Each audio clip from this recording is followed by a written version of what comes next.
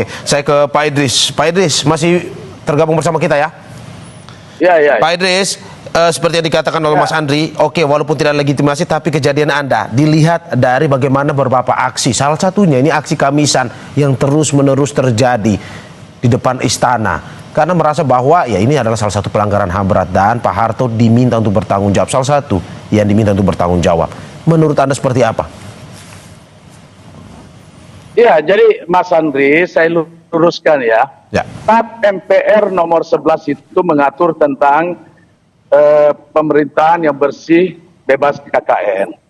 Di dalam TAP MPR nomor 1, tadi nomor MPR 11, sekarang TAP MPR nomor 1 itu mengatur bahwa TAP MPR nomor 4 MPR berlaku sampai dengan terbentuknya undang-undang.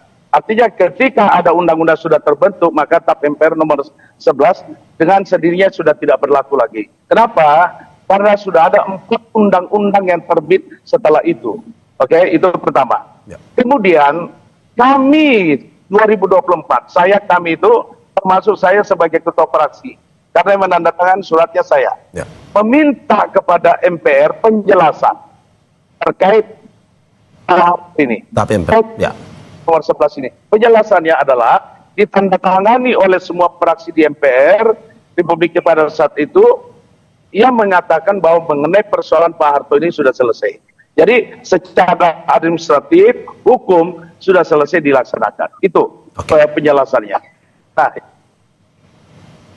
yang kedua, saya mengatakan banyak sekali lembur mengatakan Pak Harto melanggar HAM. Tetapi kita tidak bisa menjustifikasi seseorang karena katanya, karena lembaga, karena organisasi. Tetapi kita harus betul-betul berdasarkan lembaga yang punya otoritas untuk itu. Ada HAM internasional. Kita tahu misalkan presiden yang melakukan pelanggaran itu diadili di Den Haag. Tetapi tidak pernah.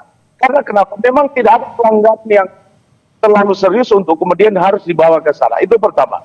Yang kedua, ini yang saya ingin katakan, tidak ada satu putusan di dalam negeri maupun di luar negeri yang pernah memutuskan mengenai terkait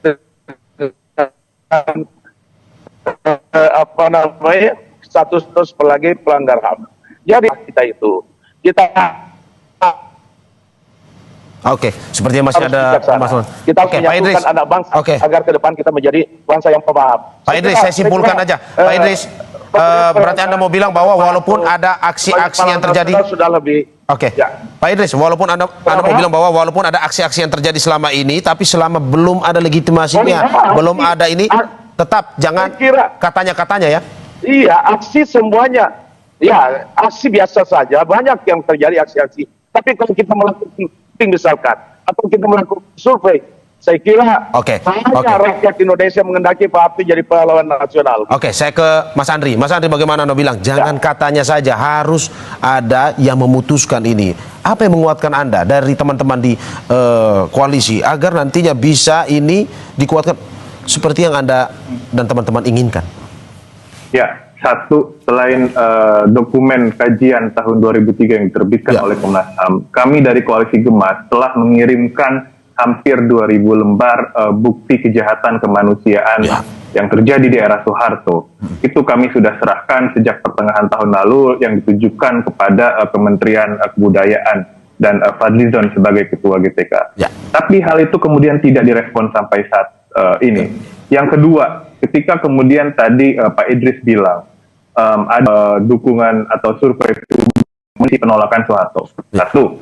Yang kedua, ada 500 individu dan organisasi masyarakat sipil yang mengirimkan surat desakan terbuka kepada Dewan GTK untuk membatalkan pemberian gelar pahlawan Soeharto. Bahkan seminggu terakhir, beberapa warga sipil mulai dari akademisi, gerakan perempuan, gerakan buruh, gerakan lingkungan, gerakan anti korupsi itu mengadakan kegiatan mulai dari konferensi pers hingga pengiriman surat terbuka terkait penolakan gelar pahlawan Soeharto, dan itu menunjukkan bagaimana masifnya publik berdasarkan isu yang mereka kerjakan itu bermuara pada satu poin penting, bahwa Soeharto tidak hanya melakukan kejahatan terhadap HAM, namun juga melakukan penundukan terhadap gerakan perempuan, kemudian melakukan tindakan korupsi, melakukan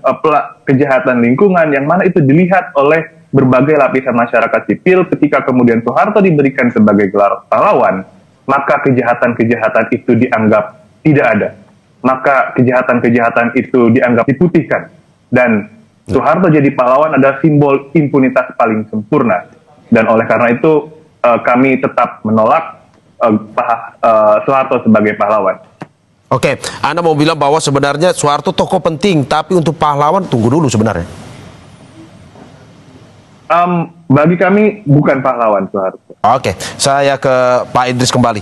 Pak Idris, bahwa selain survei dari Mas Andri juga, ini ada petisi-petisi yang muncul bahwa suara masyarakat yang menolak Pak Harto diberikan gelar pahlawan. Ada juga petisi-petisi masyarakat, kesaksian masyarakat ini. Bagaimana Anda melihatnya juga? Ya, begini, kalau bicara pro kontra itu biasa. Ya. Tapi saya baru mendarat ya dari luar negeri, dari umroh.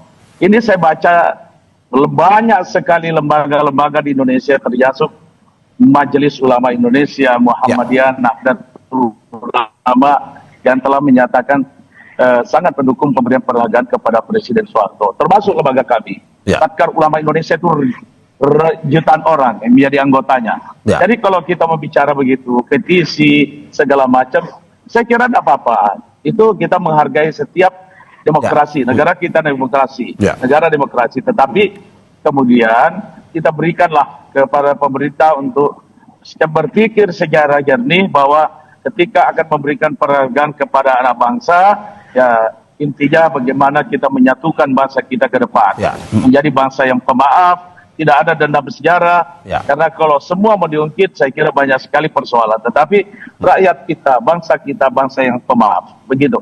Oke, saya kembali ke Mas Andri. Mas Andri, kalau memang pada akhirnya tanggal 10 November ya kalau tidak salah, Pak Harto ini, jika nantinya diberikan gelar pahlawan, apa yang akan dilakukan oleh koalisi? Ya, tentu kami akan melakukan penelaahan, Mas Mario. Perlu kami sampaikan bahwa kami menilai ada ketidakkonsistenan sebetulnya selama proses pemberian gelar pahlawan ini dilakukan oleh pemerintah, mulai dari tahap pengajuan dari daerah sampai kemudian ke tingkat pusat. Misal klaim bahwa Soeharto diusulkan oleh pemerintah Jawa Tengah. Kami menemukan pernyataan media Gubernur Ahmad Lutfi pada medio April menyebut bahwa tidak mengetahui soal usulan mengusulkan Soeharto sebagai pahlawan dari Provinsi Jawa Tengah. Itu satu. Yang kedua, menurut kami mengenai syarat. Bagaimana kemudian syarat umum dan khusus yang diatur dalam pasal 24 Undang-Undang GTK, ada beberapa yang tidak dipenuhi. Satu, mengenai memiliki integritas moral dan keteladanan. Menurut kami tidak ada. Keduanya dipenuhi oleh Soeharto. Kemudian syarat mengenai berkelakuan baik. Kita tahu bahwa selama 32 tahun era Orde Baru banyak sekali menunjukkan dan menggunakan politik kekerasan yang represi dan menggunakan pendekatan keamanan melalui angkatan bersenjatanya. Saya rasa itu tidak mencerminkan bagaimana kemudian Soeharto memiliki integritas moral dan keteladanan, termasuk juga berkelakuan baik. Jadi dari hal itu kami menilai dan mengkaji ada beberapa hal yang kemudian menyalahi prosedur dan bahkan tidak memenuhi syarat. Ada hak bagi warga negara untuk kemudian menggunakan langkah-langkah hukum sebagai mekanisme komplain, tapi kami menekankan bahwa hak untuk komplain itu tidak perlu kami gunakan sepanjang negara seperti yang Dewan GTK tidak memaksakan Soeharto menjadi pahlawan. Itu Mas Mario. Saya terakhir ke Pak Idris. Pak Idris, closing statementnya terkait dengan pemberian gelar pahlawan ini 10 November kabarnya akan dilakukan.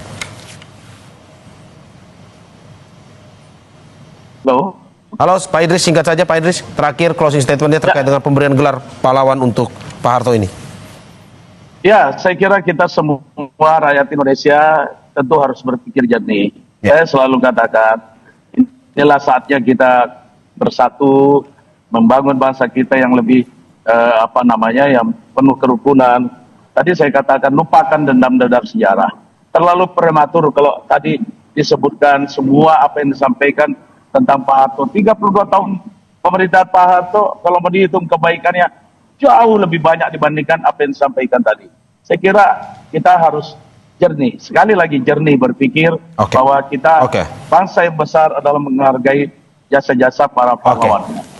Ya, terima kasih atas apa yang disampaikan. Ini menjadi terus diskursus bersama dan semoga kita harapkan ya nanti akan ada jalan tengah bagi ya topik yang kita sedang bahas ini, pemberian gelar bagi Presiden kedua Republik Indonesia Soeharto. Terima kasih Wakil Koordinator Kontras yang juga perwakilan Gerakan Masyarakat Sipil Adili Soeharto, Andri Yunus, dan Ketua Umum Satkar Ulama Indonesia, Idris Laena. Terima kasih Bapak-Bapak, sehat selalu. Terima kasih. Ya, assalamualaikum. Saudara jangan kemana-mana.